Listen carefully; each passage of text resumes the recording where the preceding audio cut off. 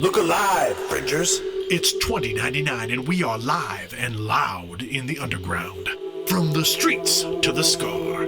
Keep your chip hidden, your gun loaded, and never trade your soul for souls. Turn it up and let them know. Big Brother is watching. Time to put on a show.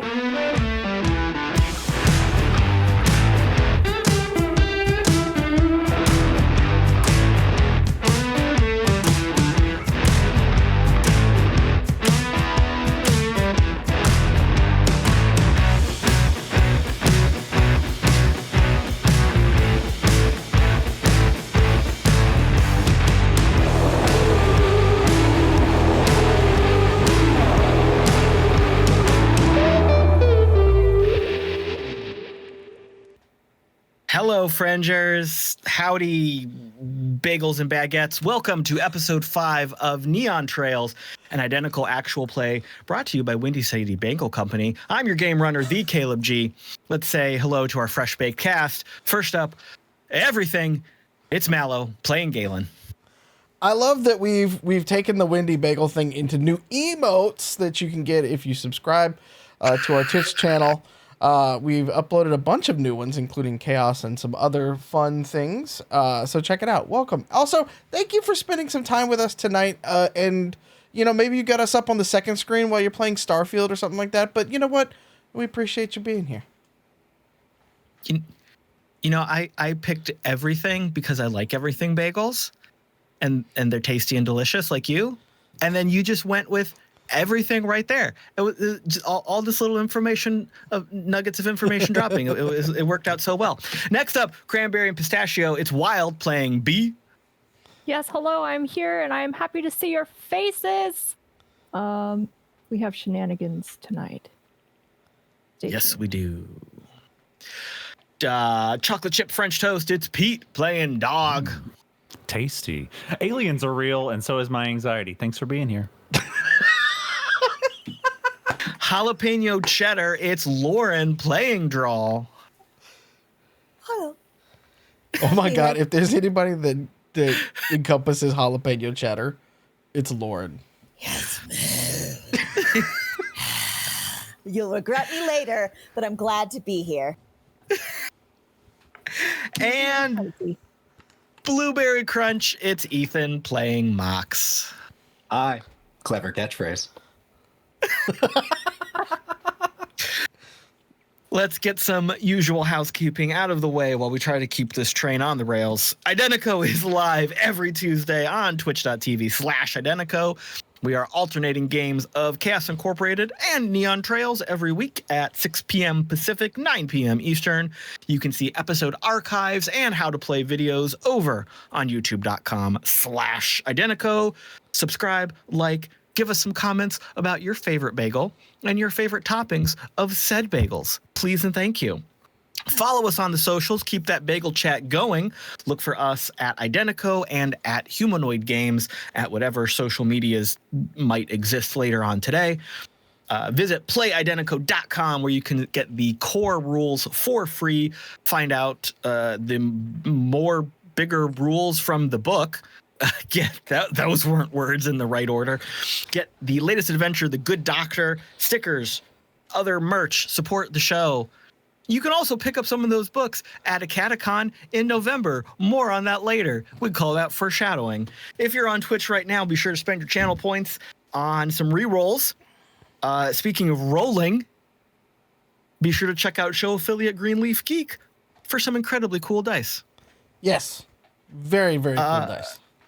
Mr. Mallo, do you have anything else you would like to add for our introduction here? I didn't ask before the show. I'm sorry. It's quite all right. I will say, hit up our affiliate links if you're on Twitch just below.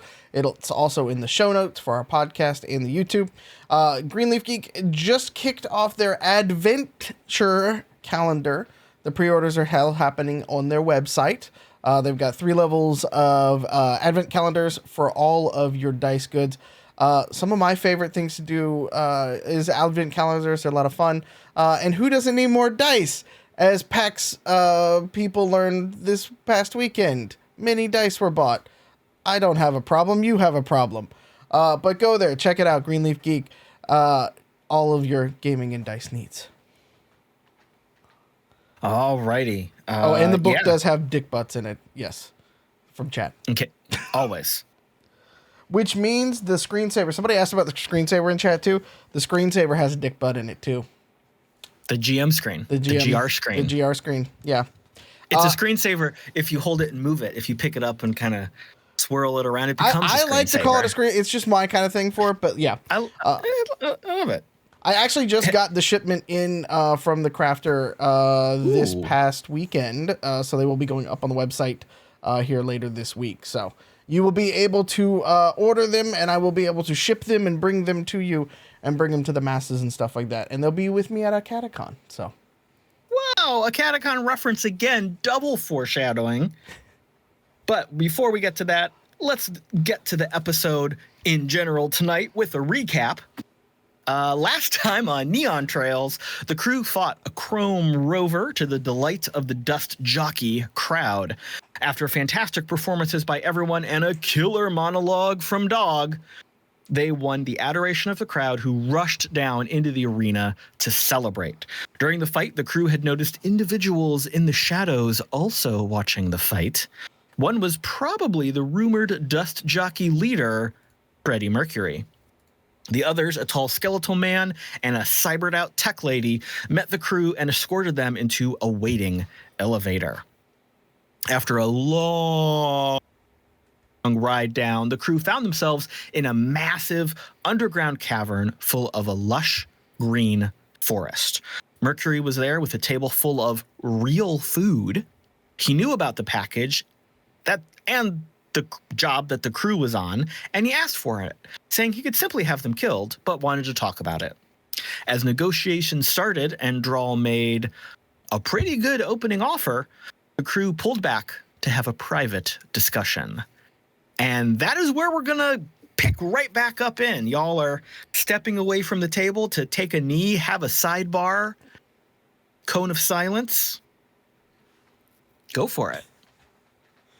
Cone of silence, but very much not coned or silenced. You're doing the stage whisper. Yeah. But it's so echoey in here, you can probably hear everything fine. Y'all, that food's real. What do we do?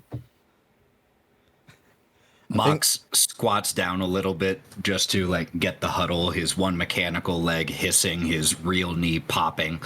I just want to make sure we were on the same page thinking about how much money we should ask for before we hand it over. You know, you can't just buy us out the regular price we agreed to, because you, Drall, didn't you take this job from someone? Yeah. Won't they be a little bit pissed off? Oh, yeah. So, I mean, maybe a little bit of extra for our risk that we're taking? Oh. That's why I was trying to negotiate travel through their territory. That was a pretty good buffer. I like that because we could always use that for future stuff. But also, what if? Exactly. I mean, what if we're making friends here? Like, not just a business relationship, or maybe future business relationships, possibly. Like, what if we could be negotiating some of that? Because Mox, you got your eyes on some pretty good tech. I bet we've seen some of it here. I wonder what they've got further. I mean, if they're growing this down here, what else do they have available to us? You make a very convincing argument. I just want to make sure that we're still alive to enjoy the benefits of our newfound friendship, you know. Well, Galen kind of peeks his head up from that side. He's like, well, I don't think we're going to be able to fight our way out of this one. Unfortunately, I think blasting our way out is probably not going to be a good way to go. So we're going to have to split amicably, I would say. B, with a mouthful of cheese and a plate with mountains of cheese, crouched down next to Mox, still chewing thoughtfully, swallows and goes, well, I mean, if we're getting to travel through their territory, do you think that they would also, I don't know, protect us if we ended up bringing other people who are after us in here. Because, like, if we're going to be selling somebody else's stuff, we might as well see if we could get some, like, good protection out of it. And also, I'm pretty sure we could make bank off of, I don't know, helping ship out some of this cheese and fruit too. But at the end of the day, I want to know who is the first job from, because what kind of enemy are we going to make? That's a pretty good. That's a pretty good way. Yeah. So, do I know anything about the person in which I picked this up from? Isn't it just like in a system? Right. Just Yes. click a boy, so it's like pretty anonymous. Yes, 100%. So when you had taken this job, you had seen that it was an approved poster. It's not like this is just some random person putting a flyer on a message board. This only someone who had full access in Solace could have put this up there. So this was a legitimate post from someone legitimately that you can trust, whether you know them or not. The user that posted this had posted it under a screen name. It's not like they were saying, "Hi, I'm Joe Smith." Whatever screen name they were using, you may have worked with that individual before, maybe not, but you trust the system in the sense that if it's in there and it has to be legitimate. This isn't something that's easily hacked or sliced into. A very, very secure system. It's also very common for these types of very high level, very high paying jobs to be posted by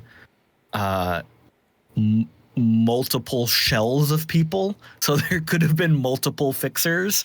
So even if you knew who posted it, that person could have been working for someone else, could have been working for someone else. Very common tactic to obscure key information and keep things on the down low. Well, as far as I can tell from how I picked it up, is I could probably contact the screen name and see if I can backtrace it. But the issue that we're going to have is we're going to make an enemy one way or another. We're kind of in this guy's territory right now. It's known to be a pretty hostile environment, so I think it would be better to kind of kiss this guy's ass as much as we can. However, we could lie and say that we never received it to begin with. I was just going to ask. We could also just say we were robbed. Exactly. Like, we did just get, I don't know, corralled into a little tiny place to go and fight a bunch of things. And, like, if we got robbed and the thing we were supposed to courier got stolen, like, it wasn't our fault. I'm with y'all guys, so I don't think anybody's going to believe that. Nobody ever robs me successfully. I'm just saying. I'm just too good. I've never been robbed ever. So, yeah. I'm sure we could make it look convincing, like maybe a black eye, maybe like a broken nose or something like that, you know? Make it look real. Yeah. Also, have you talked to the kids that go to Ferdy's? Because I'm pretty sure they were talking about taking some of your stuff, like, I don't know, 2 weeks ago, so... Now's not the time for that. Anyway, yeah, that's fine. I'm inclined to think that Drall has a point here. We are going to be making an enemy either way, but probably the enemy that doesn't currently have us underground by hundreds of feet is the one we should be pissing off first. Are there any other consequences of us not completing this job?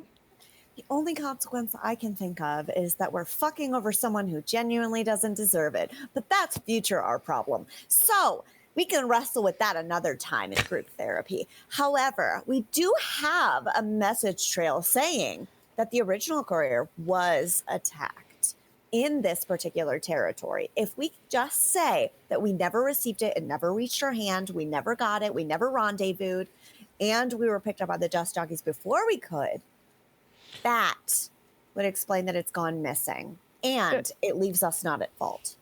We still I don't- have pictures of what the courier looked like when they did reach us. Yeah. The courier We also died too, confirmed. didn't they? Yeah. Oh yeah, super dead. Okay. Just wanted to make sure we didn't have to go back and murk somebody. No loose ends. They'd gotten very painfully murked before they got to you, and it was just their last breath of getting to you. Fair. Wasn't our fault. I like this kind of thing, but just to play devil's advocate here for just a moment, we should at least find out what he's trying to do with this, because if he's trying to cure some sick people and things like that, I'm all for that portion of it. But if he's trying to, make a new mutant race of humans or some wild thing like that, He's going to be making lizard people? he looks over at Dog when he's just saying, look, I'm just saying anything is possible. Anything. I'm inclined to agree. I think that we see how much we can get out of him. We're not exactly in a position to bargain, but might as well try. Oh, we should. I mean, Should he always respect certainly wants the thing. Sorry. I wonder, does he know where any more of this alien shit is?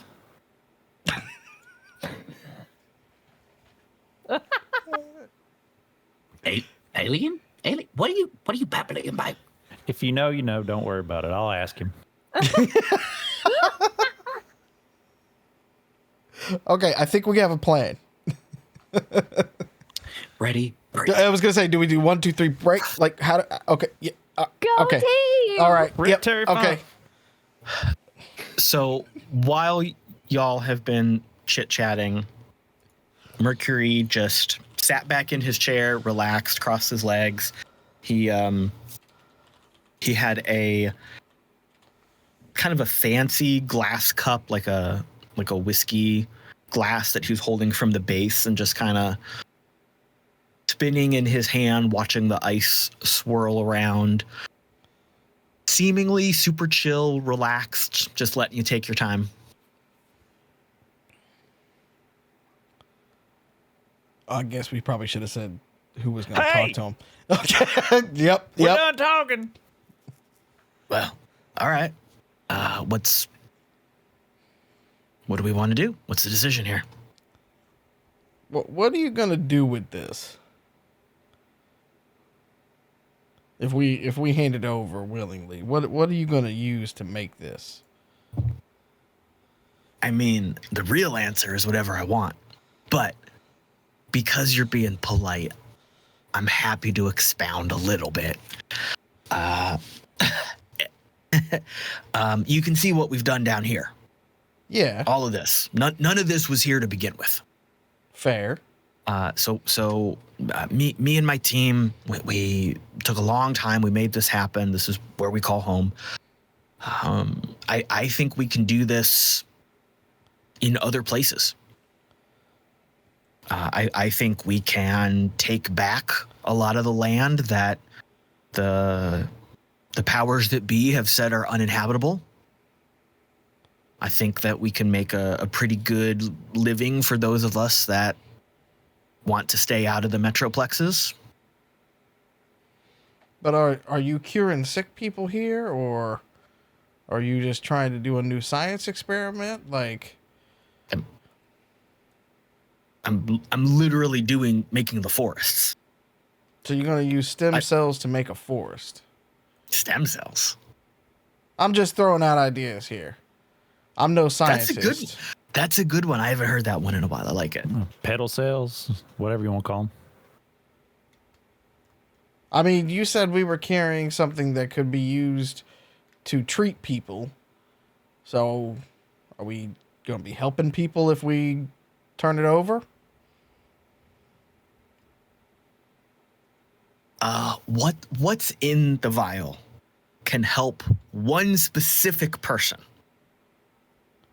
Or my team can alter it and it can do something very different.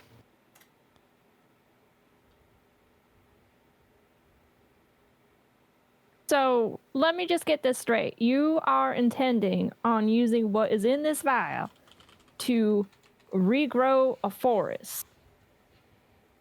And that is your intention. You're not just gonna like pull a fast one on us and go and like cure the most evil person you have lying around who, doing whatever. Like, I just want to know. No. Because, for the record, if that's what you end up doing with this, right, if we it's a will forest- rock you. It's a big mistake. I would, out of all the people that have come through recently, I feel like your group could do that.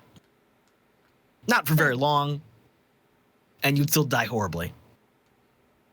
Yeah, but you can make I a mean, dent. you saw what happened upstairs. We are the champions, so. My friends and me. he points over to Drall and he's like, Killer Queen right there. You definitely impressed the kids, and the kids are all right. So I felt like we could have a chat.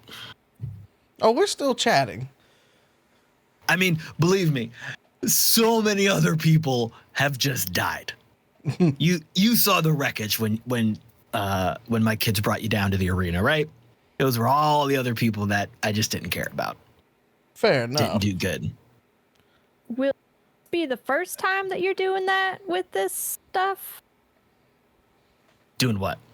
Growing the forest? Yeah. Well, I mean, we grew it already. Yeah. So you've already used this same substance before to create all of that. That's truly incredible, honestly. What can I say? I know what I'm doing. So if I got these muscles, and I got this muscle. if we give you this stuff and help you regrow this forest, does that mean that we get to also enjoy the forest?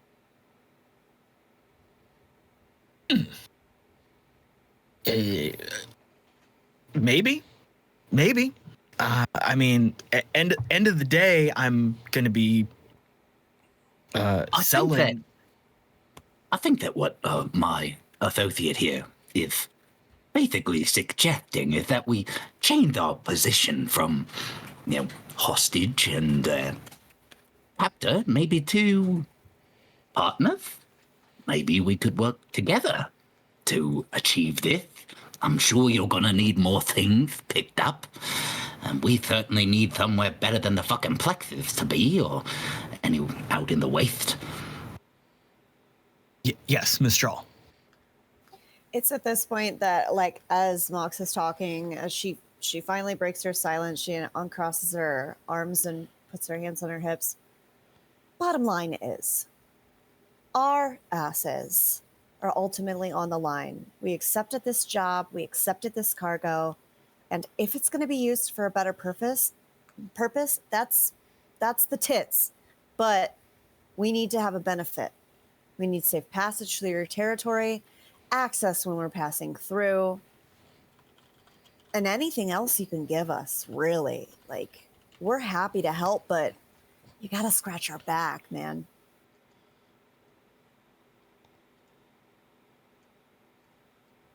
Well summarized. Yes. I agree. Okay. Yeah. How about this?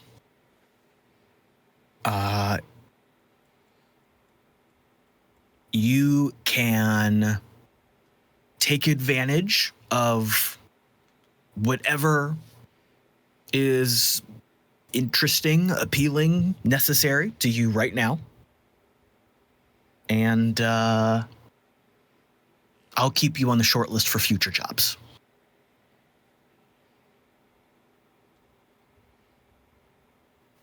Well, Passage through in the future?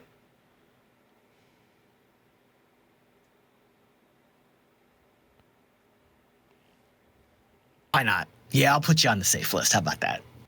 We won't I like abuse you it. kids. We won't abuse it. Well, we like you. Or at least, Kinda. What well, we've experienced We had some fun in the arena. Come on now. That was fun, right? Right? Minus worrying for our lives. I mean, I got smacked around a little bit, but sometimes you just need a little bit of it gets you invigorated in the morning. If the two of you, and he's pointing at Galen and Dog, if the two of you hadn't put on such a good show, y'all would have been dead. No, it wouldn't. Not to mince words, but just being clear. I don't know how to mince nothing, but no, it wouldn't. But if it makes you feel better saying that, go ahead. I like you, kid. I kind of like you too. So maybe did we discuss maybe a few souls for our lack of trouble?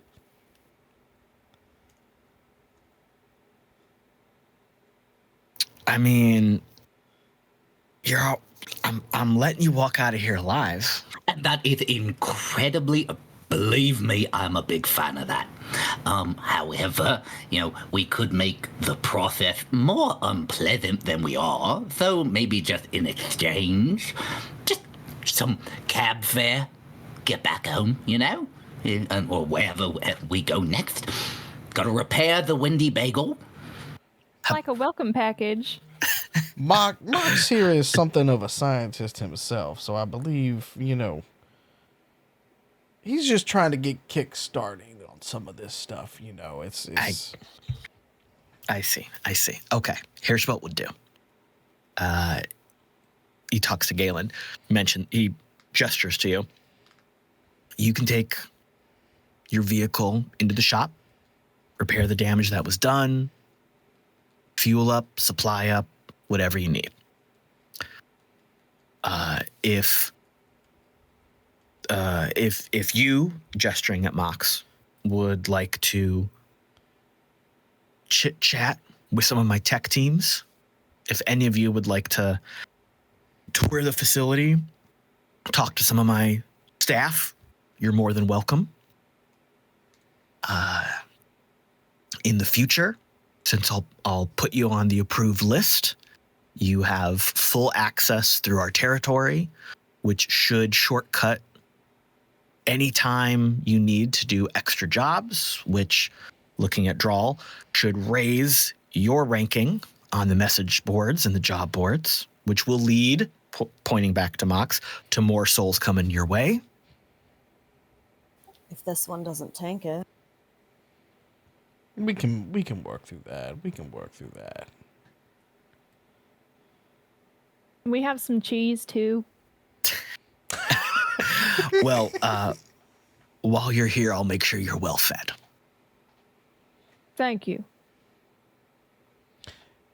Galen will tip his hat at our friend Mercury here and reach out a hand. He's like, "We shake on this right now." As long as you're all amenable to it, works for me. Galen looks around at the group. He puts out his hand. He shakes your hand, and this guy's so strong, so many muscles. It's ridiculous. You don't think he's cybered? Galen takes note.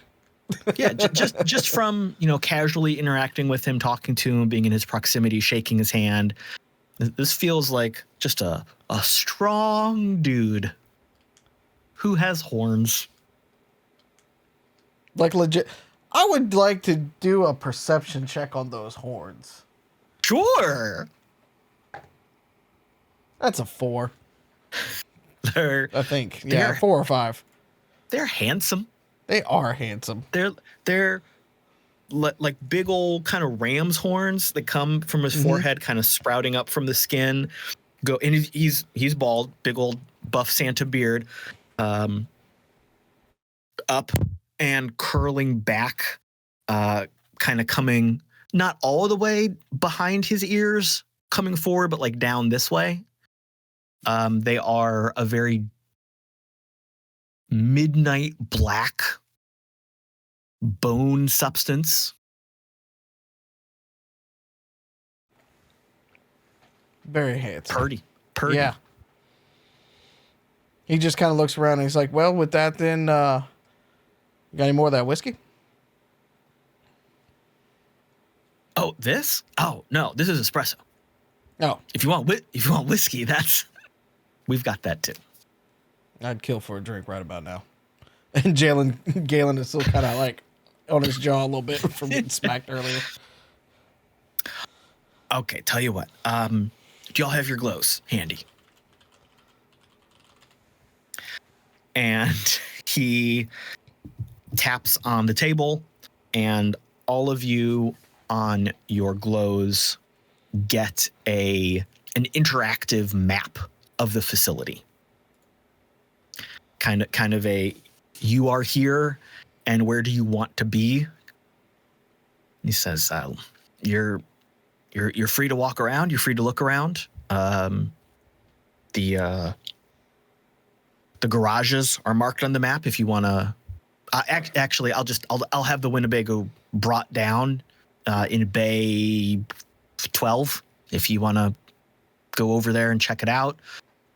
I've got some other business to attend to, but you're free to explore and talk to people and do what you want until you have to leave. Yes. Wait 1 second. Can I touch your horns? Sure. Thanks. Galen leans over to Drall. He's like, can you just ask a man if you can touch his horns like that? Is that real, like a thing that you can do? Is that not how you talk to Can, people? but not kosher. Wow. Should we be in the room for this? I honestly respect that we were looking for like acceptance. Very beautiful, sir. Thank you. I just couldn't help myself. They were just thanks. He just smiles at you. Negotiator. While the horns are getting caressed. May I ask just one more question? Maybe you covered this and blame it on hearing isn't everything it used to be. How many lives are there here? How many people live here? In this facility? In what you've started to create? I see what you're asking. I'll give you a couple answers. Where we are right now, no one lives here. People just work here. But this, an experiment this size could probably sustain 5,000 people. If cared for currently here. If cared for appropriately with my proprietary technology and services. Proprietary, eh? Oh, there's an angle. I respect that. Are you going to, let's say all of this works exactly how you want it to. You get as much of this material as you want. You create forests underground. What exactly is the price of admission to your proprietary experiment? I like how you think. There's no price for entrance, but if you live here, your work is part of the collective. Your work is part of sustaining yourself and everyone around you and the environment, and expanding and allowing goods and services to be moved in and out of wherever you happen to be. Yeah. Techno-socialism, some call it. I'm a fan. Some do. I like you. Well, at least what you stand for. I'm not sure about those. A bit garish for me, but you know. I mean, I She liked didn't. them. I didn't decide to grow them. It because of all that shit upstairs, it did. But it got us where we are now.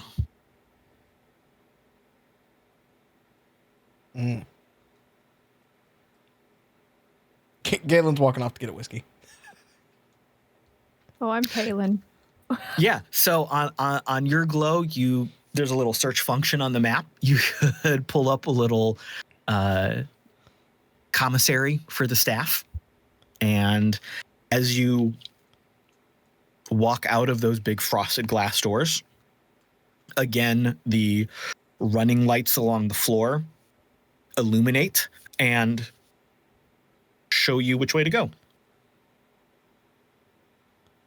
It's mirrored on your glow. So your glow is doing the, walk ahead, turn left, and the lights are showing you that as well. Does anybody go with me? Okay. Does that direction have anything marked Whiskey? alien stuff? No, whiskey is not alien stuff. Dog, if you search alien stuff, nothing comes back. Damn it. It says, we couldn't find anything matching these terms. Did you mean library? Siri, search alien stuff near me. I'm sorry. Did you mean A House Steaks? God damn it. Technology be- letting you down. Always. Just to be clear, so we just handed that canister over with that handshake. It's done. Hands wiped, clean. Do we have a timer on us as we are in this facility? He said you kind of had the run of the place without getting in trouble until you need to leave. Okay. Because that could be a really long stay. Yes. Mox is joining Galen for whiskey, for what it's worth. Okay. Yeah, we're getting whiskey. Oh, okay. Is Dog just gonna start walking around the facility, looking around? Well, Dog might approach Mercury to have a serious conversation and inquiry. Okay, so we've got Galen, Mox, and B going to the commissary. What is Drall doing? I would like to talk to Miss Mercury, and then I'm just kind of interested in taking a look at the facility as a whole. Okay. So gonna just sit with my glow probably and figure out where I want to go, what all they have. So Mercury is getting up to leave. He said he had some other business to do, but he's willing to do a walk and talk if Dog and Drall want to trot along after him. He is he's kind and polite, but he's ending this meeting to go on to do something else. Let's start with Dog and Drall. So Mercury, let me reset that.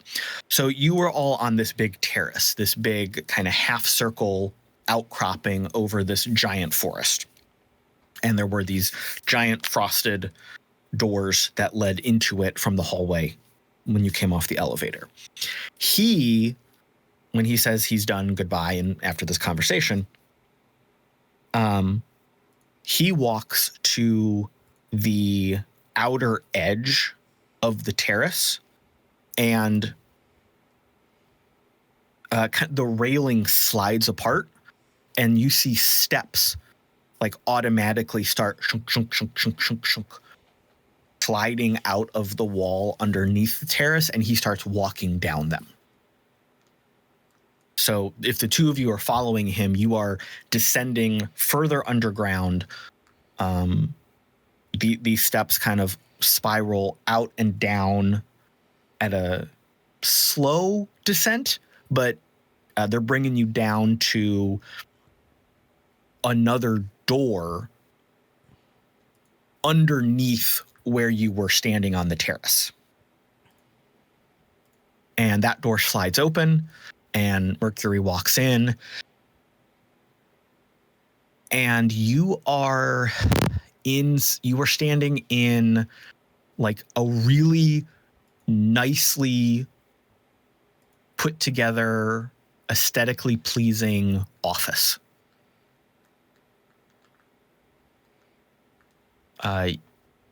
Nice chairs, big desk, what might be books on shelves lining the walls, some nice plants, tons of vid screens and hollow projectors all over the place.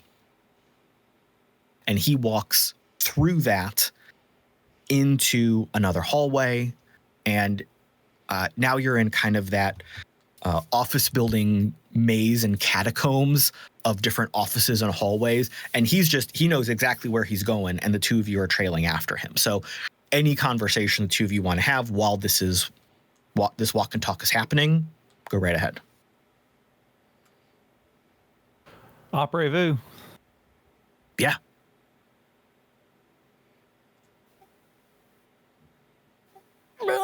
Okay. Okay. Level with me here. How? With all this? And why? Give me a little something, something. You don't gotta tell me the full deep. Just a little morsel of information. Whet my palate.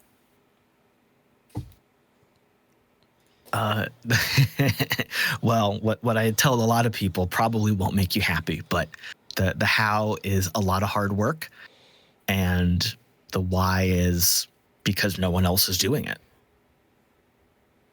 But I know that's not what you want. It's too vague, I know, but it gets the people with the things I need interested. But is it very long filled or custard? Can you give me that? Very long story short, we have found a lot of things that the corpse and the plexus don't want everyone to know. We've built on that. We've had some accidental discoveries, had some intentional discoveries, and got lucky. But we are able to duplicate it, and that's the key thing. This, where you're standing now, is the result of years of work. But this isn't where we started. This is the result of many, many successful tests. It is duplicatable, it is sustainable, and it is a functional way of life that the corpse don't want you to know about. Well, they put us all in a shipping container and tell us the air is poison if they knew they could get ahead. So. And it is poison, by the way. I mean, yeah. I mean, honestly. You know that. You're a smart kid. I've been around the block once or twice. But I like this. I'm very hesitant to like anything. I get it. I mean, the world we've been living in is a shit show. Mm-hmm. And no one wants to accept the little bit of good that we can find and can make for ourselves. But I think it's here. Who we limit it to is where we begin to draw lines. But I like what you're Well, I certainly don't want the powers that be down here. They're going to shut me down. We're not going to fucking tell them. Why would we do that? Why would we do that? Never. No, that's stupid. But I want to believe that this is truly good. Don't fuck me on this. And thanks for doing what you did. of the power scale that exists between us, believe me, I won't fuck you over. With the power struggle that exists between us, I'm thankful. See you later. Dog, you good? Hey, I got some questions. Okay. And while y'all have been walking and talking, like he's been sticking his head into labs, looking at things, signing off on things. He's been going into offices. Like he's doing business. He's doing things. You're not just walking down hallways. Dog is impressed. Dog is preparing. Does not have very much charisma, but is preparing himself for business face. Yes. So I see here you've made quite a bit of progress. Excellent work. I think we might have got off to a bad start, although he did do some tough talking, acting like maybe I couldn't take you on, but that's neither here nor there. Question for you. What, you seen any like green lights in the sky or, anything weird? Yeah. I mean, many weird things. Anything you'd like to, let's say maybe divulge? I'll give you a high five. Great job here. Fantastic job here. Is there something specific you're looking to find that you hope I know about, or? Yeah, good job. Call a spade a spade. Let's cut the shit. You got any alien stuff around here? A lot of stuff here seems like it was just boop. Not to discount your hard work or anything. Just saying, a little bit of maybe a little greasing the wheels, greasing the brackets, the ball bearings, maybe. I guess it depends on how you define alien. Are there extraplanar things that I've used in my work? Yes. Go on. Is it alien in the sense that it was another culture's technology, another group of beings living off planet? I don't know. Do you not know, or you is that like a I don't know, like a well, I won't say? Well, that's the question, isn't it? That is a question. I'm asking it. If you could give me an answer, unless you don't know, I guess. I thought you're pretty smart. I feel like this is a little bit borderline to my proprietary technology here, so maybe we just leave it at that. I'm not asking for the 11 herbs and spices. I'm just trying. Listen, chicken grease salt. Yeah, chicken grease salt. Listen, I'm just trying to. I got some parts, and I'm just trying to replicate something that I saw one night. And if you've got anything you could shoot my way, or just like a little point and wink, and I'd be interested. That's all. I like where you're coming from. I like your inquisitive mind. Maybe you should just dig around one of the workshops and see what you find. Dog takes a second, looks around, and then he realizes that this is essentially like a side quest popping up on his sidebar, and then he's like, oh, gotcha. I will leave you to your business. Is workshop on this here map? Because I searched for, what I was looking for and just couldn't find it. Technology and all that. Yeah, just start with WO and the autocorrect will fill it all in for you. So ain't it. I get it. I got it. We're so far underground, it takes a minute. The signal's a little bit slow, no matter what I do. So fair enough. He is trotting along. He's not stopping you if you want to keep tagging along on his heels, but he's also kind of indicating with body language that maybe he has some other stuff to do.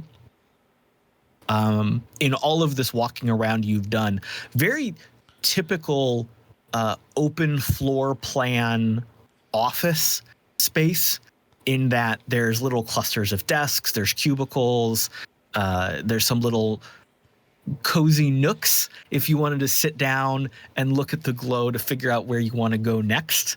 And there's lots of people working. Like there are lots of people milling about doing jobs. None of them give any of you, the two of you with him, like a second's glance. So no one's bothering you. If you wanted to stop and figure out where you want to go next. So we will cut back to the rest of our party who have followed the blinking lights to a commissary, a little restaurant. You walk in, it's like a very typical cafeteria at a big office campus. You walk in and there's a couple lines of buffet style food. There's some coolers that have pre-made items that you can grab. And there's a whole bunch of tables and chairs and maybe a dozen, 20 people down here at various tables in various size groups, eating, working, relaxing. Galen tries to locate the bar area-ish, but can effectively get us a whiskey. Oh, absolutely. It's labeled. Yeah, and just tries to kind of get us over in that direction. Kind of moves pretty smoothly through the room and gets enough for everybody that's assembled there. And passes it out to everybody. And before he takes a drink, he goes, on a scale of 1 to fucked, how are we here? What do we think? And he takes a sip.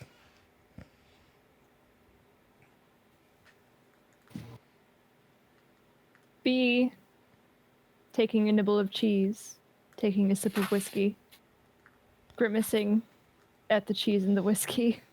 Was B carrying a plate of cheese this whole way from the first table? Okay. I wanted to picture it in my head. Thank you.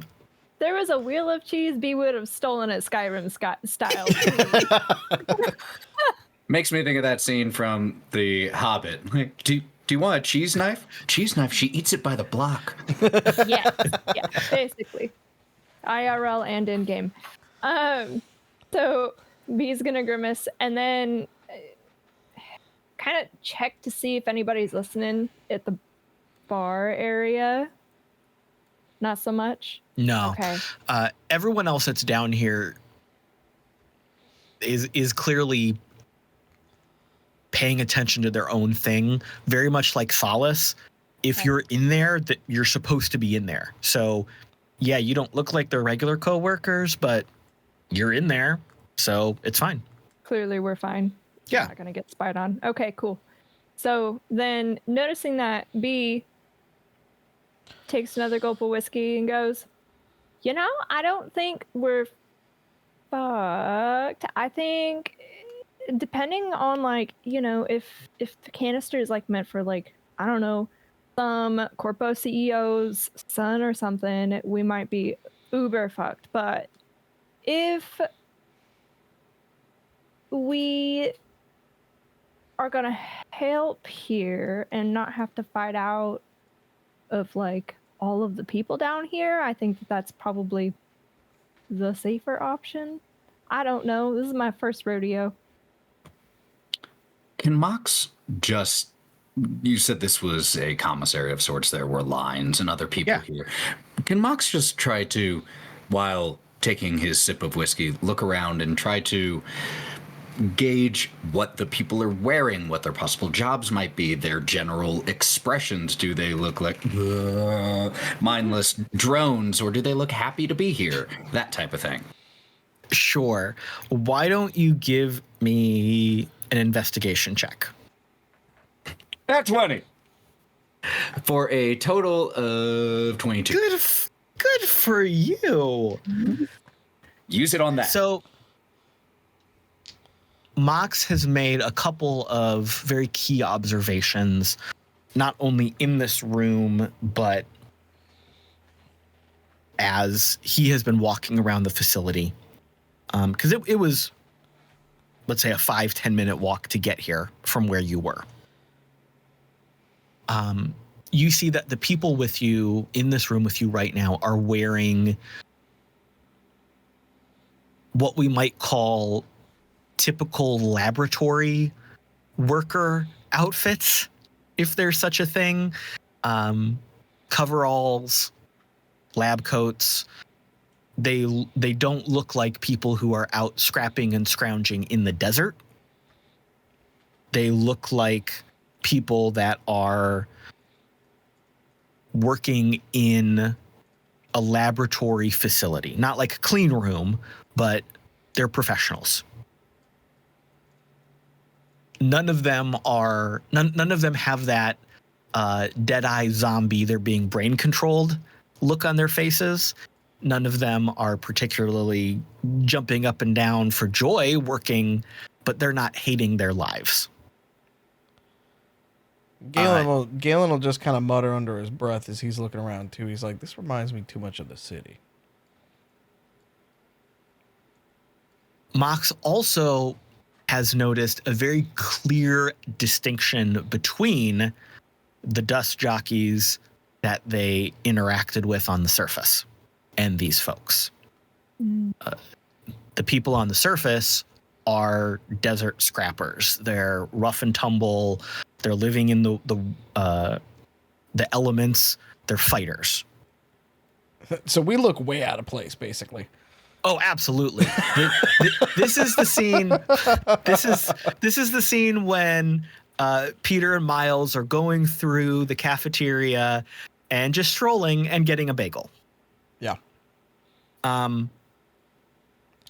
Mox also remembers that at the end of their little arena show, when Mercury, which he saw through his sniper scope, Mercury walked to the edge of the little rock formation they were standing on, and he addressed the crowd of dust jockeys from way up high, and they all, not lockstep, turned and obeyed him, but they all paid attention to what he was saying, even though he wasn't like shouting through a megaphone, and they got in line real quick. This place is, quite the operation, eh? How you think our benevolent host came to be in such a position? That's a tough word to say with a lisp. Position. In a place like that. Last time anybody was benevolent, it ended in a tower falling in the middle of my city. A bunch of hooligans throwing exploding tamales out of fucking helicopter. So I don't really believe in benevolence. He's got resources out his ass. This is insane. Yeah. The amount of souls this must have. I don't think he did it with souls. I think he did it with leverage. So you don't think it was like both real and the money souls? Oh, I feel sure he bought his way through some of this stuff, to Box's point there, but I haven't seen this kind of operation, and I mean, I saw it in towers that were runs with the CEO type thing, right? You know, security details sort of things. Like, that's the last time I saw anything like this. Now, those towers are a smoldering mess at the bottom of Angel City, but nothing. The math ain't mathin' for me. B, I have a question. Yeah. I didn't get to spend too much time in Solace outside of the lovely quarters of Dog, which were splendid, by the way. Thank you for that. Great living arrangement. He likes Motley Crue. Yeah. Anyway, how does the food here compare to Solace? I mean, I don't know if you ate at Ferdy's, but like we go and scavenge a lot for what we eat. We're not eating this stuff. That's why I got this plate of cheese. Like I don't even know if anybody in Solace knows how to make cheese anymore, or where to get the ingredients. To be honest, you can't exactly like milk a cactus. So as a word for that detail, you're absolutely right. Of course, Solace does grow food. Solace grows like desert cultivated food. So cactuses, a lot of hydroponic stuff. Solace is built into the rock walls of that canyon. So there are very similar grow rooms to like the big forest cavern you were in, but obviously not to the same scale. A lot of soy, a lot of fake food, taste alikes. Also, occasionally people will come through selling supplies from different towns, different settlements out in the wastes. So you're definitely creating your own food. You're not eating the processed stuff from the megacorps, but it's all very, we're living in the desert surviving versus whatever the hell this is. Night and day difference. I would imagine this kind of clocks as old world food in a way, or like, especially for B, who has not been in any of the plexes, right? Or any of the cities. Yes. Yeah. So B would not have that context of like, this is better than the processed shit that the plexes sell, the corpse sell. But B would have the context of old stories, old movies, old vids. And you can only imagine, oh my God, this has to be what it was like before all this shit happened. Yeah. B, after answering that and kind of pondering on it, is starting to look around and trying to notice if there are any logos or signs or posters or anything like that around. Other than the menus, of course, we are in the commissary. Mm-hmm. So, no. There is an absence of frivolous advertisement or decoration. This commissary, this cafeteria that you're in, it's not bare bones, but it's a very like ultra modern aesthetic. So clean lines, chrome, not like shiny chrome, like kind of dull polished chrome, ivory, very subtle, very cool colors, lights coming from recessed things in the walls. Not like there's bright halogen bulbs just hanging out there. It's very aesthetically pleasing. It's very calming. It's very relaxing. There's no vid screens playing news vids or trids or entertainment. There's not a like at Ferdy's, there's a screen playing movies or whatnot. There's a piano in the corner. None of that here. Are these people... Oh, sorry. You're good. No, go ahead, please.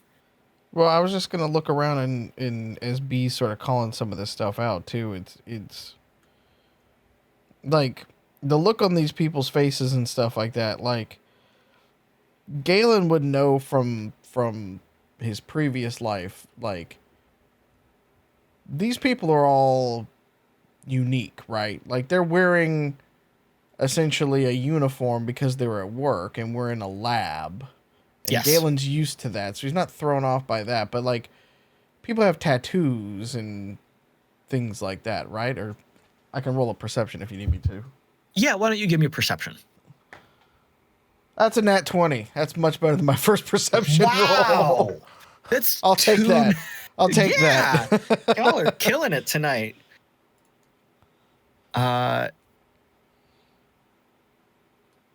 Galen sees individuals. Galen it does not see drones, does not see clones, does not see, from his skill and experience, it doesn't seem like these people are being forced or controlled in any way. So Horny Boy could have been telling the truth. But he also puts 2 and 2 together that this has to be a massive facility based on what they saw in that underground cavern. Mm-hmm. You're probably miles underground. Yeah, he's sitting there thinking security details and all that kind of stuff, even though they probably have security, but have we seen security? Well, posted? With the nat 20, you did. Okay. Galen has definitely clocked cameras and observational equipment everywhere. This place has eyes. Walking around, you have not seen anyone that walks like a cop or a security team, but you have absolutely seen cameras, sensor strips. You know that this place is under absolute minute surveillance. Nothing happens without someone seeing it. All right, I'm going to push it with a nat 20. Is there a chip reader anywhere? As we've been walking through any of this stuff. No. Okay. I'm also curious, and maybe this is something that Galen notices, or maybe this is with the Nat 20 investigation carried over. You said that there were no visible or discernible cybers on Shreddy Mercury. Any people down here? So on Mercury, the one thing you noticed that stood out, other than the horns and the buffness, the general attractiveness, was on his wrists, very muscly, strong wrists. He's got big, solid bands, like 3 on each forearm, and they went maybe halfway up from his wrist to his elbow, and they were the same on both arms. You could not tell if it was a tattoo, if it was cyber, if it was something natural. It wasn't jewelry, but from just having that conversation at the table with him, you noticed that. You had noticed that, I think, in last episode, but you looked more at it this time, and you couldn't pick up anything specific about it. But correct, no visible cybers on him. Are there any visible cybers on the people in here? So, yes. Okay. I didn't need like specific ones. I was just curious if it was like a cult of Luddites style thing. You definitely noticed as you were walking from that meeting room to where you are now, because you took some twists and turns through the hallways of this office, different levels, different floors. You definitely saw people with some visible cyber. You saw people with drones kind of hovering at their shoulders. One of the hallways you walked down had like big open windows into a laboratory that the hallway was walking along the side of. And you saw people working on drones, people working on bits and pieces that were probably for a rover. In this cafeteria that you're in now, a handful of them have some cyber on their hands, something on their face. You all know what I hate the most about this place, is I believe in what he says he's trying to do.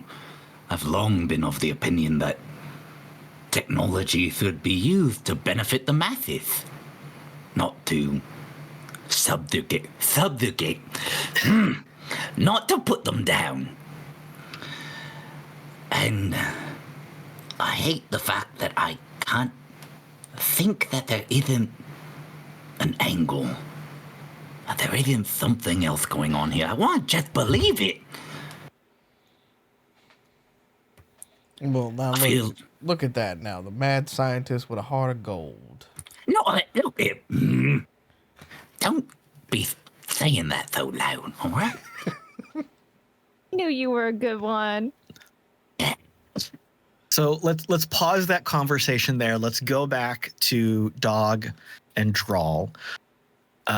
Where did you decide to go? You could go to the same place, you could go to different places, but where did you decide to go look? Definitely Drall would have just kind of sat somewhere that looked kind of comfortable or was kind of central where she could see all the way around herself, and kind of really looked at the files that he sent, detailing the layout, where the operations are, what the flow of work and activity is through those spaces. And then after denying the rumbling in her stomach for long enough, she would take a leisurely stroll to wherever it said cafeteria, mess hall, anything like that. Okay. So Passing through anywhere where something natural is growing, ideally. okay. So what showed up on your glow? You scroll through it, you kind of zoom in, you zoom out, you look at a couple things, you click on a couple things. It's very interactive, it's very helpful. But you get the sense that it's a little bit sanitized.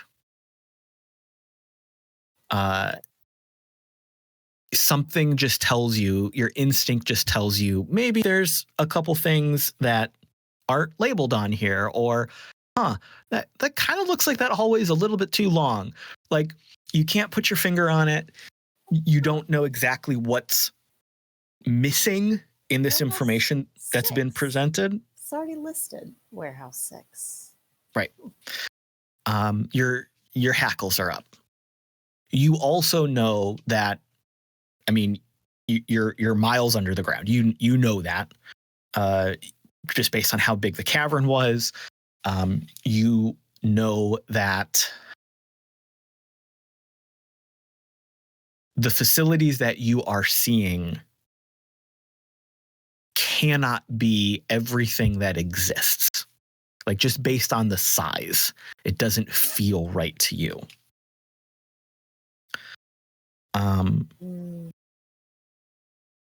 That being said, what is on the map does appear to be very clean and helpful. You saw warehouses, vehicle bays, you saw laboratories, you saw housing, bunks.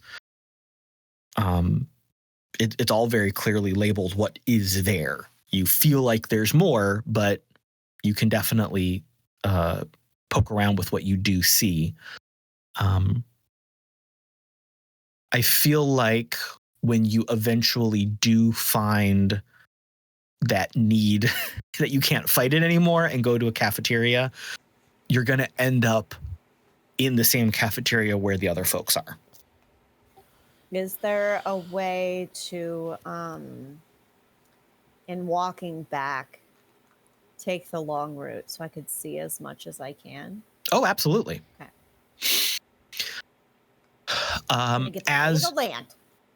So as Drall was walking through, taking that long route, she makes the same connections slowly over time that we've pointed out that Galen and Mox noticed. So you see security systems not as many as Galen would have seen, but you do clock a couple cameras here and there. With her longer walk through the facility, she still doesn't see anybody carrying themselves as security. She also does not see any of the surface dust jockeys, none of the brawlers, none of the fighters are down here. She makes a lot of the same observations about the workers that she does see. Some have cyber, some don't. Some are working with drones. It seems to be a pretty even mix. No one's miserable or forced, but they're all clearly doing a job. They're not just hanging out leisurely, enjoying life. They're working. Remind me a little bit about Drall's backstory. Does she have that experience of the corpse in the Metroplexes? Yes. I'm trying to remember here. I think somewhere in the past she had to leave a Metroplex, right? Yes. So she was originally born in the waste, brought into the Metroplexes in order to be allowed to live life, and then kind of came to the conclusion that she didn't belong there, that no one belongs there, and that they're fucked up and we're going to burn this place to the ground. And then she went to Solace. So you have seen the office drones in corpse. You have seen the people working their life away because they owe it to the big corps that own every single bit of their personalities and who they am, their identity. These people echo that, but it's not the same. Like, something tells you, your gut tells you that there's some sort of difference between these workers. It's not as bad as working for a corp, but someone is still telling these folks what to do and giving them a task and expecting results. Still a system of power. It's still a system of control. But these are not the wage drones that are being under the thumb of the corp, under maybe a pinky. It's different. I don't know. Dog. Where did Dog get up to? Dog was heading towards the workshop as it was suggested, but he will of course get lost along the way and walk into some various rooms and sorry, and head over towards the workshop. Okay.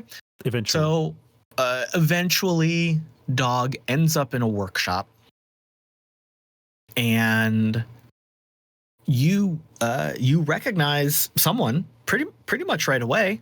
It's that cyber lady from the elevator. She is when you walk into this room, she is kind of standing on an elevated circular platform, couple steps off the ground. There are maybe a dozen columns at like waist level around the edges of the circular platform. And each of them is displaying like an upward facing conical hollow display, kind of narrow at the bottom, wider at the top. And as she moves her hands over them, they expand. She does some stuff. They kind of shrink back down when she moves her hands away. So that catches your eye right away. And then you look deeper into the room past this very interesting display, and you see a very long, narrow room and kind of a long, clear hallway, walking space path down the middle. And on either side, kind of as far as you can see, you see automated robotic arms, control devices working on kind of an assembly line. You see rover parts being made You see some drones being worked on. You see parts of vehicles.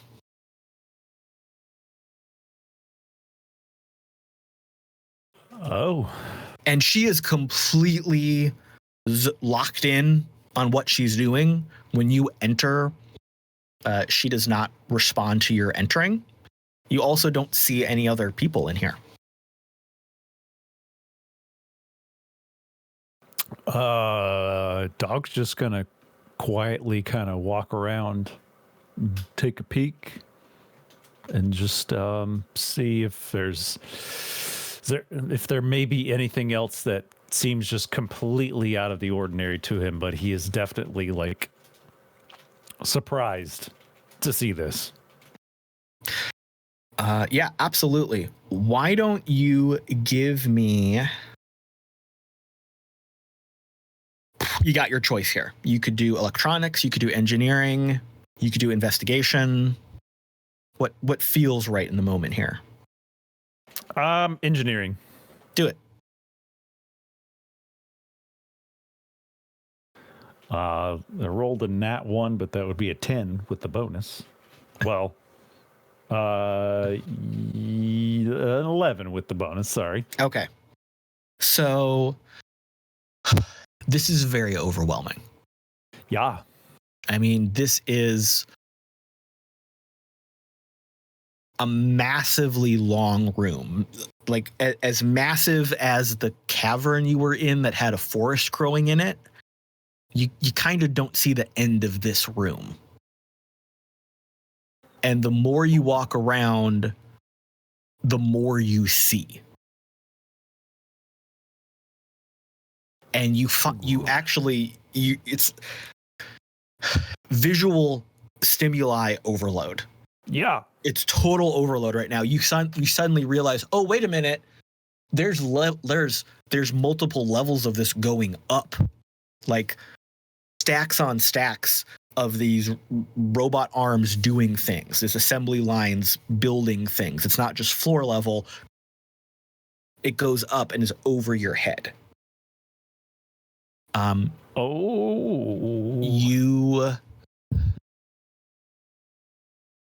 You do not see anything you don't recognize.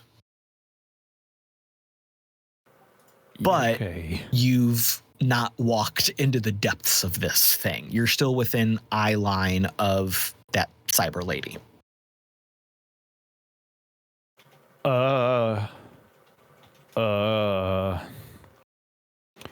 Dog is alarmed. Mm-hmm. I believe I will find alien shit elsewhere. How long do you think you try to stand walking around here looking at things before you try to leave? Maybe about a minute. Okay. Yeah, she does not respond or react to you at all. She just keeps working the whole time. Yeah, Dog is pretty alarmed by this. He's gonna just turn on his heels and just quietly out and try to go find the rest of the party. Okay. I feel like with Dog's luck, he will probably stumble his way through a couple different interesting rooms before he finds the rest of the party. He might stumble through like a housing area, some suites there where people would be hanging out, relaxing. I think at one point he'll accidentally walk into one of the garage bays and see a whole bunch of like desert motorcycles being worked on. Okay. Yeah. In another room he walks into, he sees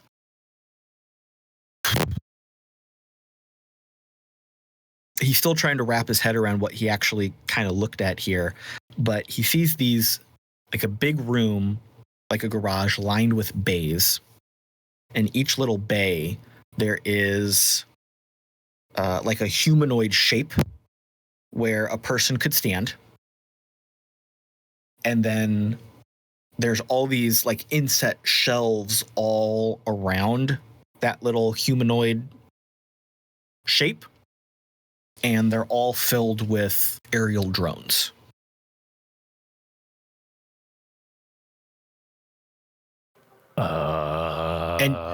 And Dog does remember when they were getting chased on the way to the arena, that was the drones were chasing them.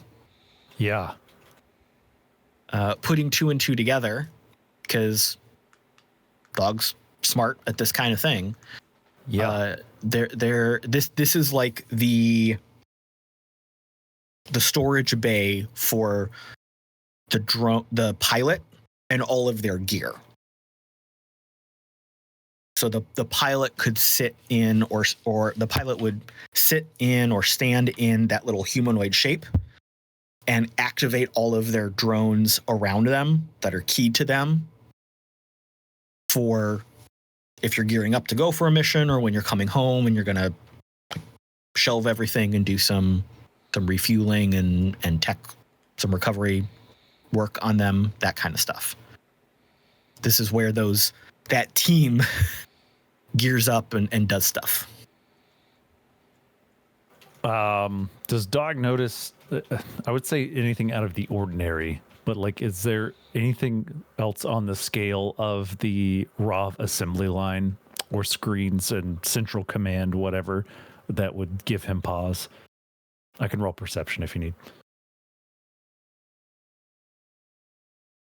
Instead of rolling perception, why don't you give me a determination check?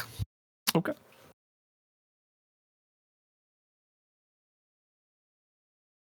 think that's the first time I've rolled one of those this campaign.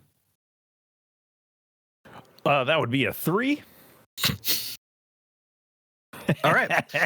So Dog hits a point of just absolute stimuli overload. And even though he's really inquisitive about what's in these rooms, he just shuts down. I mean, he's been staring at so much. It is so overwhelming. His head is spinning, trying. Is it alien stuff? That's an assembly line for more rovers. Oh wait, was that an assembly line for some sort of other massive vehicle? There's all these drones. Wait a minute, we just walked through a forest. All this is in the waste, which he knows it's like just impossible it's so difficult to live out here. He hits a point of just absolute shutdown. Go ahead. He's got to take a seat for a second is what I'm saying here. You got to take a break. Yeah. Dog's brain is like everything's coming together. Like the forest underground in the waste was one thing. Like you're growing food, great job for you, but also Dog's past in Angel City and then seeing everything at the Corpse and Metroplexes is coming back of like, okay, food and plants are good, but then there's all of this stuff and an assembly line of ROVs and everything. That's too much. This isn't what I thought it was. Oh God, I need to go. And yeah, that scope and that scale starts to just become absolutely overwhelming. He starts taking a couple hallways at random, not like running, sprinting to get away, not fight or flight, but he's just moving at random. And eventually, as he walks past a door, he bumps into someone. Like, you were completely tunnel vision, not looking at all. You're almost just looking at the floor ahead of your feet. And then suddenly, boom, someone's in your personal space. And you don't fall on your ass, but you do stumble. And you look up, and it's that cyber lady. You kind of walked in a big circle. Hey. Oh. She leans, she not to help you up because you didn't fall on your ass, but like she reaches out a hand for you. Oh, you're still here? Yeah, I'm looking for food. These hallways are pretty big. Where's the food at? Yeah, it's overwhelming. The forever. I was gonna say you get used to it. You don't. I'm hungry too. Come with me. And she starts walking down the hallway you were on and takes a left, takes a right, and goes into an elevator, and she holds the door for you. Siri, find food. It's this way. Come on. We're going straight up. Yeah, give me just a second. Just seeing where my buddies are here. Siri, find food. Siri, find food. Dog is trying to like covertly and innocently check to see like, are we actually headed towards the commissary? Yes. Okay. All right. Yeah. Okay. I'm on my way. Thank you. Gotta tell my mom where I'm at. As you were walking with her, you noticed something right away. When you last encountered her second to last time you encountered her, she was working on the computers and doing all kinds of stuff. Yeah, she's fast. The first time you encountered her was in that elevator coming down from the arena floor. And she was like stream of consciousness, talking constantly. And sometimes coming out of that to ask you or one of your crew a specific question, and then kind of zoning back into her work. Like she was just constantly talking and working. Sometimes she would talk to you. Sometimes she'd be talking to someone else. That's not happening right now. So she's waiting at the elevator. You walk over. She hits a button. So I guess you talk to Mercury. You're part of this whole thing now because you're alive. Yes, I am alive. Yeah. Yep. I'm along for the ride. I don't know nothing. I don't know nothing about nothing. I'm just here with my buddies, and they're helping you all out, and I plan to help you all out too. Yep. Good. Man, you put on a show like the kids haven't seen in a while, so that's good. I'm guessing that's why Mercury let you stay. Did he give you an assignment or? Yes. Oh, cool. What are you working on?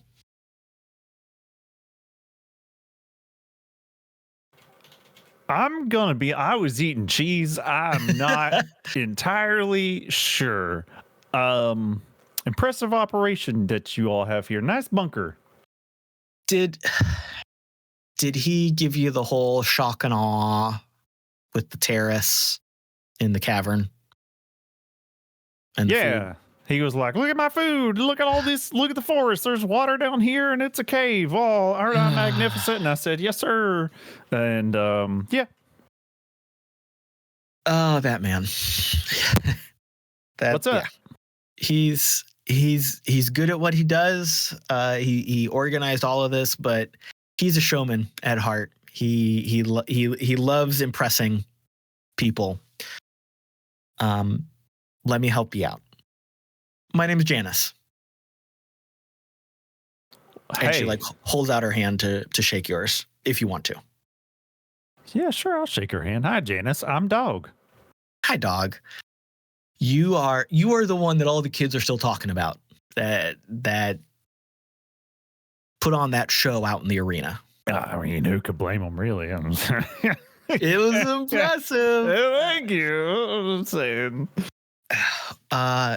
So there's a lot going down here. There's a lot that is for the future. There's a lot that's for the present. But it is pretty much what it seems. You're not what Mercury told you is true. You're not really in any danger down here. Just kind of got to follow along and do what you're told. I didn't really feel like I was in danger. That's good. Oh, look, we're at the cafeteria. And the elevator door opens, zoop, and it walks you right into the cafeteria. And there's a few dozen people in here now. And you immediately see your group because they stand out because they're not wearing those same uniform outfits that everybody is. And she goes, "Oh, there's the rest of your friends." Hey guys, I made a friend. She says we're not in danger at all. So, the cyber lady walks over to your table. "Hi, everybody.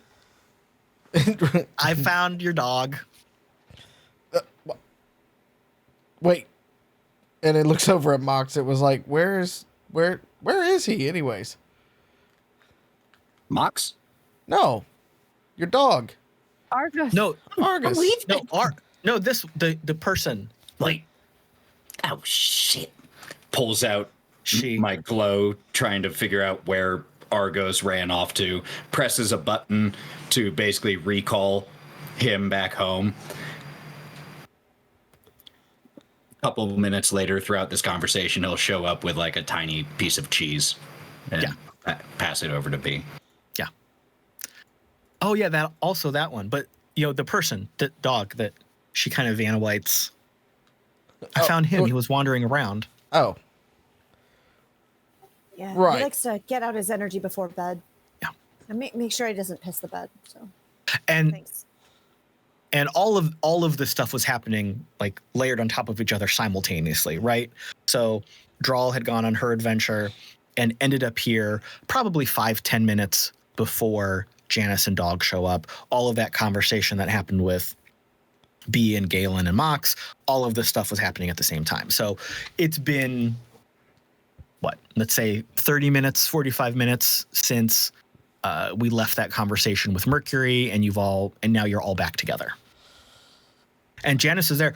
Yeah, he stumbled across me as I was finishing up work for the day, and I figured he'd probably want to see the rest of y'all. Fair. Tell me now, what do y'all do for fun after y'all get done working around here? Besides put on really fun promo classes. Well, that's mostly for the kids. Down here where we're doing the real work, same as anybody, really. I mean, once we're done for the day, head back home, whatever's on the vid screens. Y'all get, I don't know. Y'all get the broadcasts from the cities down here too, or y'all pirate networks, or what are y'all working on here? I mean, my vid screen hasn't worked in the Bago for years.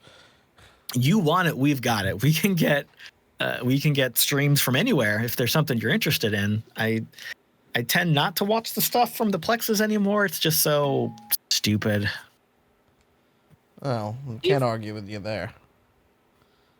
You've got a rather impressive crew here of tech heads. Where did you find all of these well-learned individuals? Volunteers? Help wanted boards? I mean, end of the day, yeah, you need a job. We got jobs. Some people stumbled across us accidentally. Some people were recruited. Recruit a few from the Plexes, eh? Yeah. Smart. Well, not everybody has been brainwashed by the corpse. It's true. It's true. And we trained a lot of them. Like you're not born for this, so some people just got to learn and figure it out as you go. Would you happen to think, maybe not right now, I've got a little bit of whiskey in my brain, but maybe before we leave, could I possibly, I'm barely a student of electronics. Is there any way I could possibly, see where all the magic happens, so to speak, maybe like a video tour where we like sit on a seat that goes around and throws us the laboratories. A Well, bit like a ride. we don't have any rides down here, but if you're interested about what we're doing, as long as you're not on assignment, yeah, I'll show you around. I mean, I've got my own work to do, but I mean, like, I'm off the clock now. I'll But stay out of the way. I mean, don't trouble yourself now. Just I'd appreciate that. yeah, I mean, I just got done, so I need to eat, and then I got a couple of my own things to take care of. But if you're still here tomorrow, Far as I know, we'll still be here. No, we could do some repairs and any upgrades we could, negotiate for the Winnebago. Mox, my dear man here, has noticed several things that need to be taken care of on that, and well, you can't get that kind of help in Solace, unfortunately. I was hoping to get my hands on some of those chrome nanobots you had on that big robot upstairs.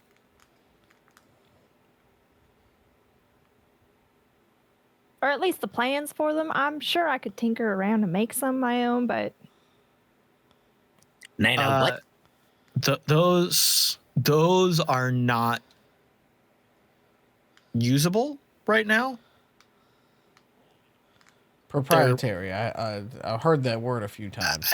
It's not. I mean, yes, they are, but it's more like we don't have enough to use them for anything other than what we're using them for right now. We don't have a surplus. That's what I should have said to begin with. It's hard to think of words sometimes, especially after doing so much during the day, so many voices. If you don't mind, research one of them? Just one. I mean, unless you're part of the team, it's not really allowed.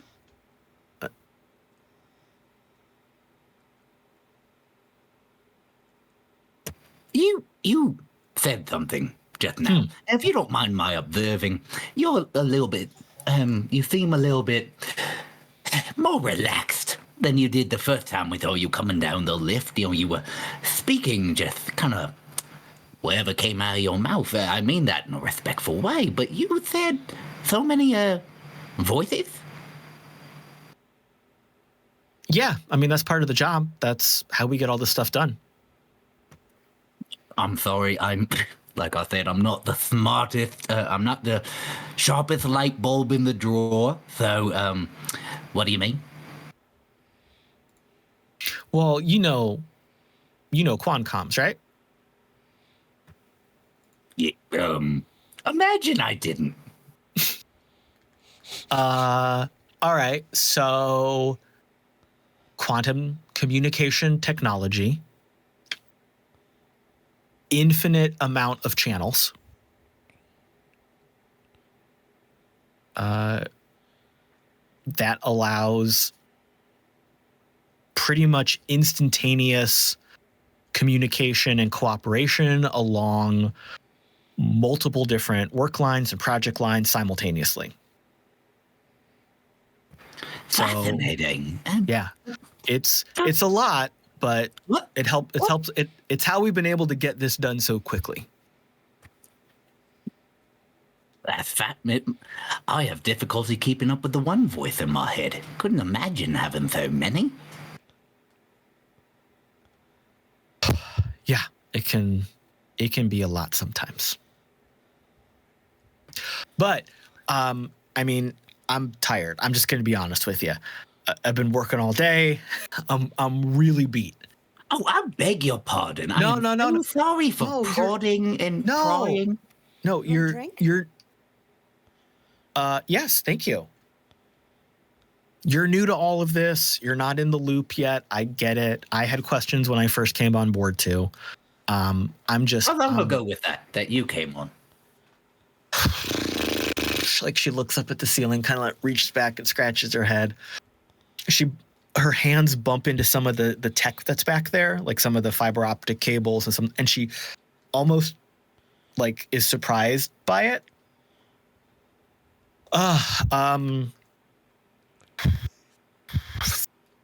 3 years, maybe 5. Something like that. It all runs together.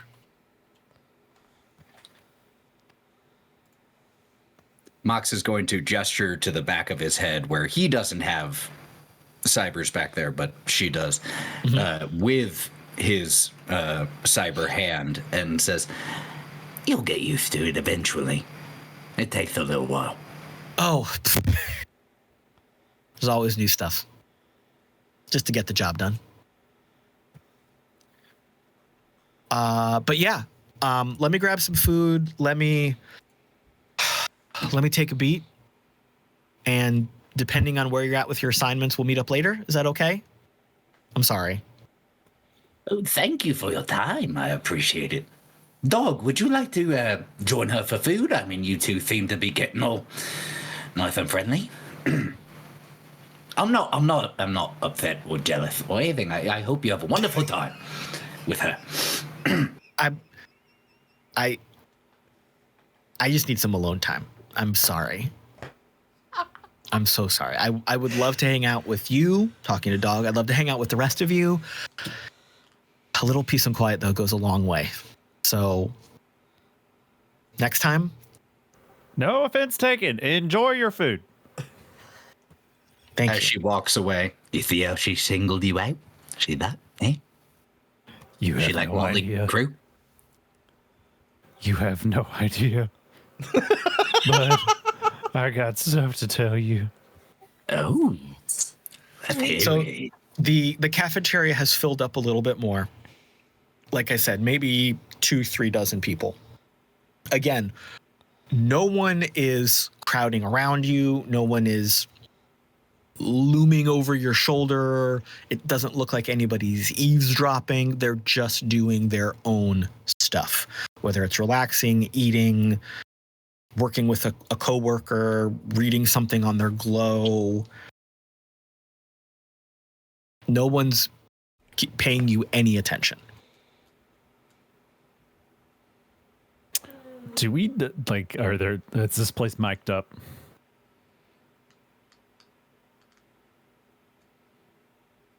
I feel like Dog would have clocked some of the security, but not all of it. Fair.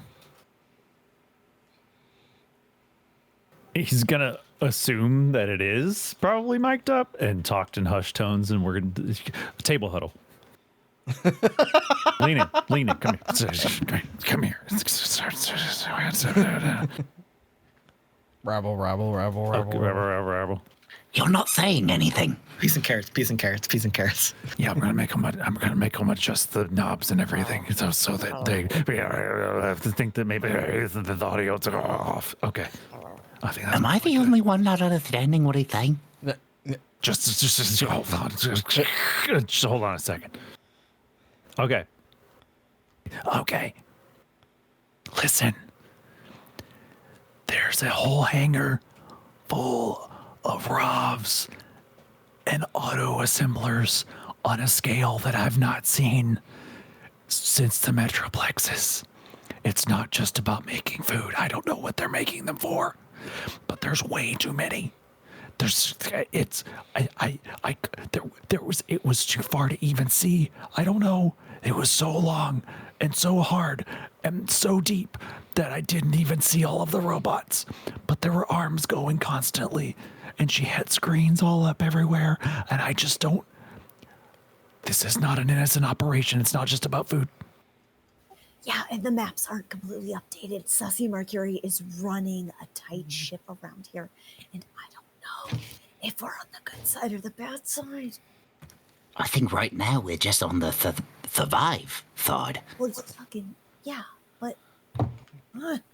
Also, in the interest of being transparent, she was in there whenever I accidentally wandered into the workshop. She didn't seem to notice me, but then she found me later. She didn't say anything about it, but then she was like, "You're all totally safe," and I didn't think that it didn't seem like we were totally safe. I don't know. She just said that without any prompting? Just like, you're safe, don't worry. Yeah, she was like, you guys don't need to worry, you're all safe.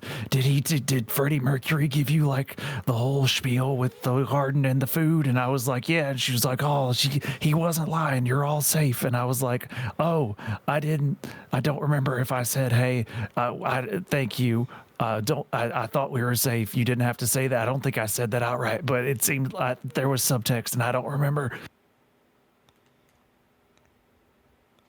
I think that's everything. Yeah. We're not safe. That's what I'm getting, is that we're not safe. Yeah, that's okay. We're on the same page. It would be like my idea is that we thoroughly gather whatever information we can, get our first assignment to get us the fuck out of here, and then we can discuss more in detail further then. Now, hold on a minute. Do we want to start taking assignments from whatever weird place this is? I'm not saying we actually do it. I'm not saying that's the excuse to get out of the fucking door alive. I say we politely finish our drinks. Voices. Look, Sorry. they have Do we been even wonderful have to do that? hosts. But I say we finish our drinks. We avail ourselves of whatever we need. If we need to repair the Winnebago, we thank them for their generosity and our newfound partnership. And we leave and go back to Solace. But, I mean, just to play Freddie Mercury's advocate, if we get one of the assignments, that's information. That's fair enough, but then we are indebted to them. We're already fucking indebted to them. Getting out of here alive. Well, thought Drall got us a nice safe passage through. That's a deal. It's a verbal contract. He could go back on it if he wanted. Yeah, I could blast him through his horns right about now, too, if I really wanted to, but, you know, he seems to be nice enough. And he's not wanting to make enemies of us.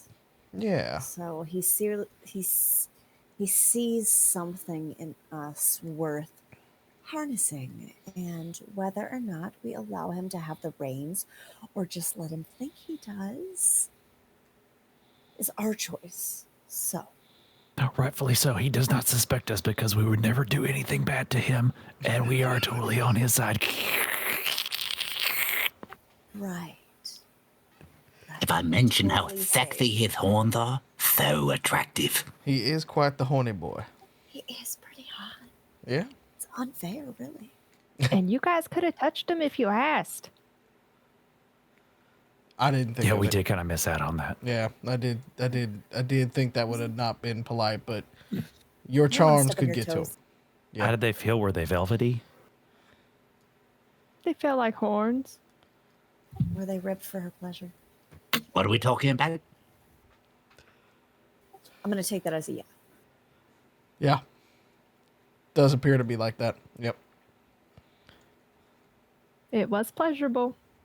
I do think we should leave as soon as possible, though. I don't want to be here. This place is giving me the willies. Nobody looks good. They all look like they don't have any fashion sense. And while the food's That's not your biggest concern? That's the red flag for you. It's because it's sterile. Like, look, no bags, no belts, not even a shoe untied. Like, Yeah. it's not normal. You ain't ever seen the old vids of like hospitals and stuff like that? Like this is what it feels like here, and it's weirding me out, and I don't like it. I ain't ever been to the cities like you guys. I don't know if this is what corpo life is, but this is probably the closest thing I've ever seen to corpo, and it's giving me the willies. Yeah, it should. I say if you want to avail of them and get an assignment that we can do on the outside, not on the inside, to continue to stay in their good graces, it would be very profitable for us to have a shipping lane through this area. And then I say we take our chances trying to make good on the outside for the moment and maybe do a little bit of our own gathering, because it sounds like a few of you are a little more heebie-jeebie right now. Plus, we need to secure a job that will actually pay us something, so we should get moving as quickly as we can. Would be nice, yes. Also, I object to the term heebie-jeebie. I wasn't scared. I'm just cautious. Noted. You noted.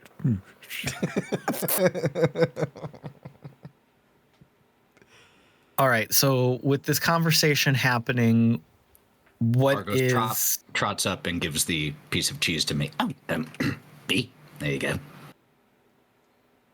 B eats it out of your hand. Feral. Fucking feral is what you are. where are we going next?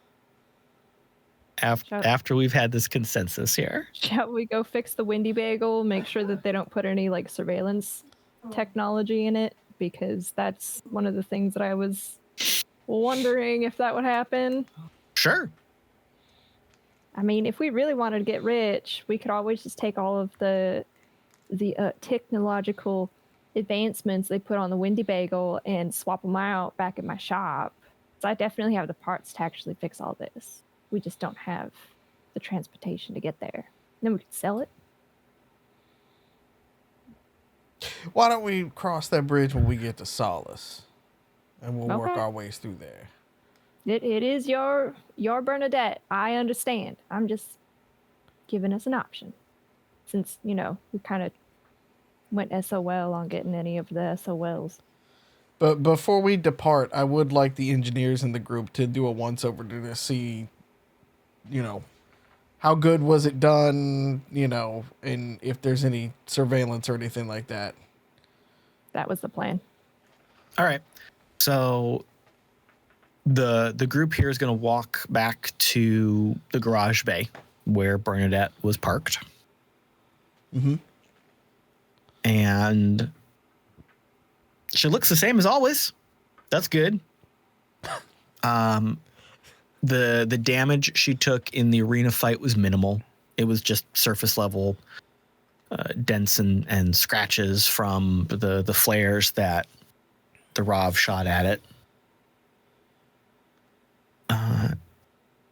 If anyone would care to make some checks, tell me what you're doing.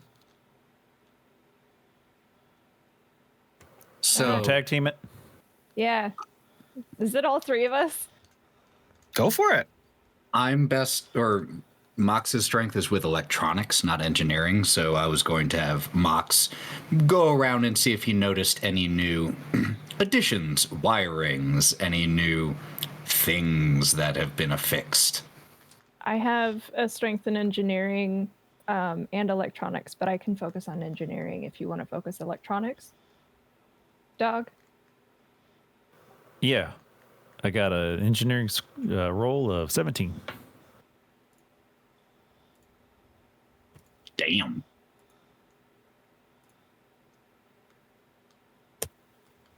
$28 for electronics. So electrical. That's the roll, not my stat.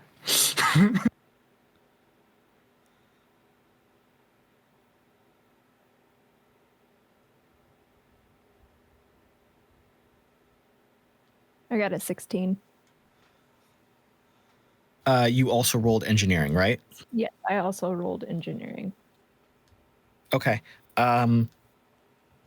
Galen. Mm-hmm. What would Galen do when he gets back to Bernadette? What's the first thing he would check? He would start doing, he'd go around, kick the tires a bit. Mm-hmm. And he would start looking for the obvious signs of tampering and things like that. So up under wheel wells, up under bumpers, things like that. Okay. Yeah, that's the first thing he would do. How about you give me investigation? Let's see. Which dice has not screwed me tonight? Okay, that's actually not too bad. That's 14. Okay. And is there anything Drall would check out when she gets back into the garage bay looking at the Bernadette while everyone's doing stuff.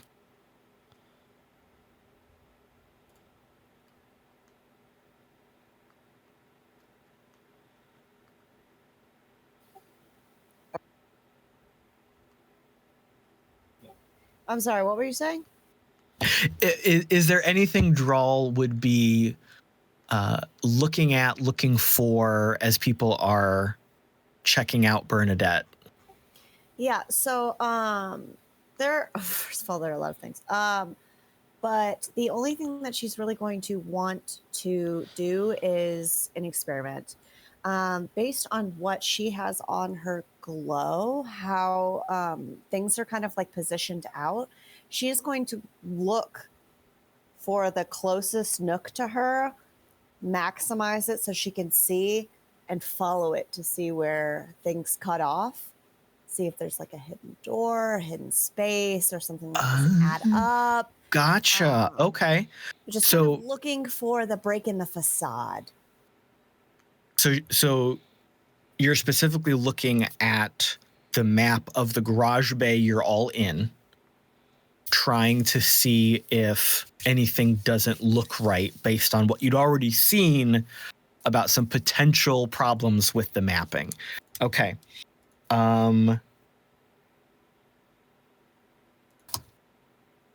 Underworld.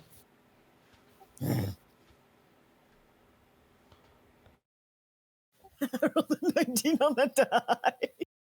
It's a very big number, I think, is what you're going to tell me here. Yeah, and then I get a +6, right?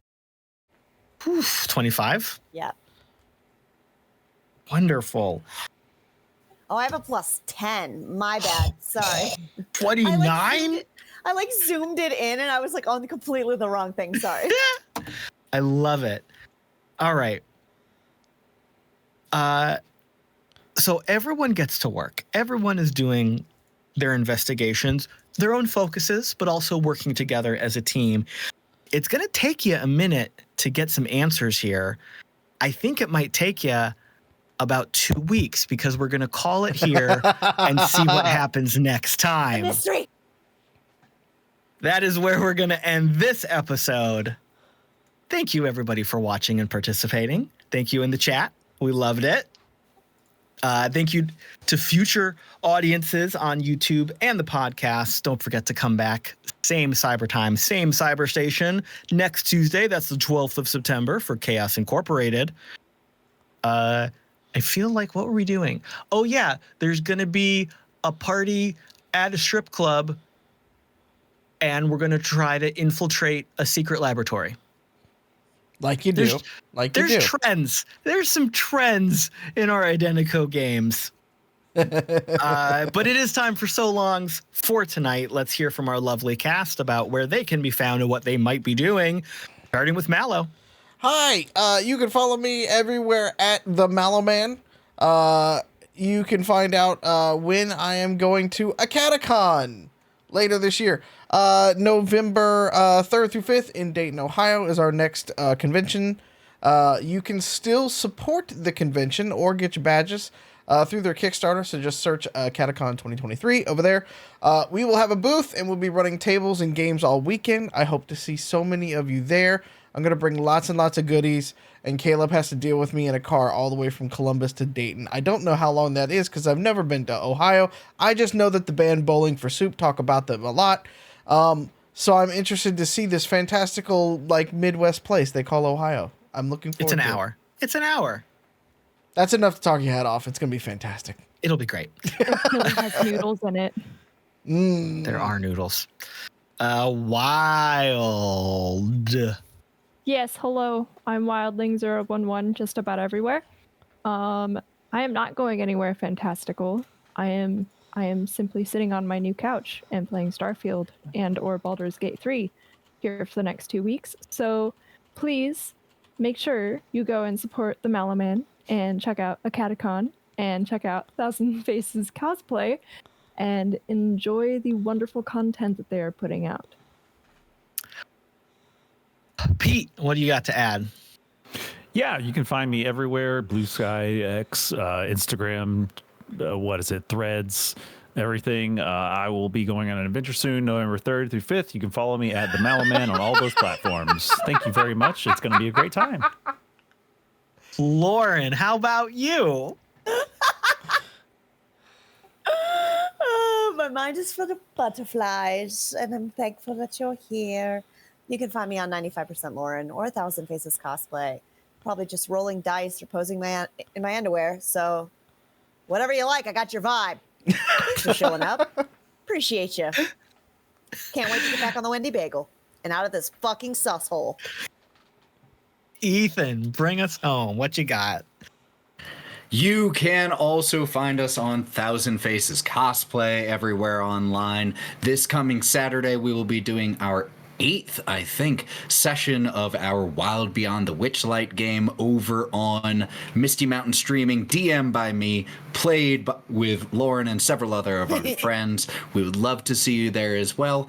But if not, please remember to hydrate and take care of yourselves. Love you, friends. Yes, go support our other streaming friends and make their games be really, really fun. Lauren plays a turtle who I believe is high all the time, and it's fantastic. Man. Does oneness. Does Thousand Faces have any cons coming up?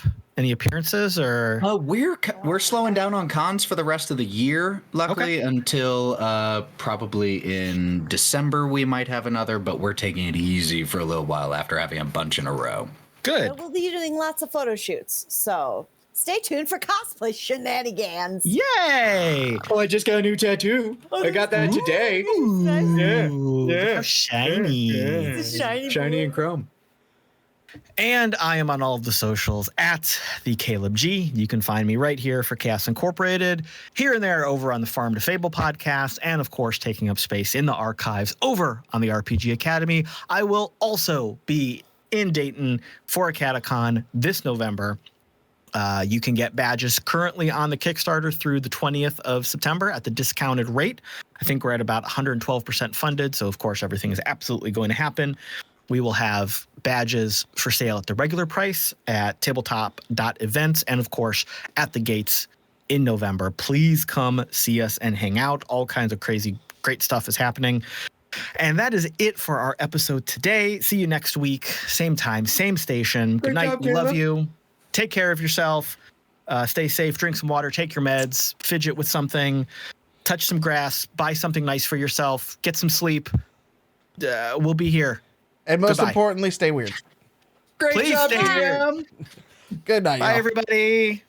Bye, friends. Ah.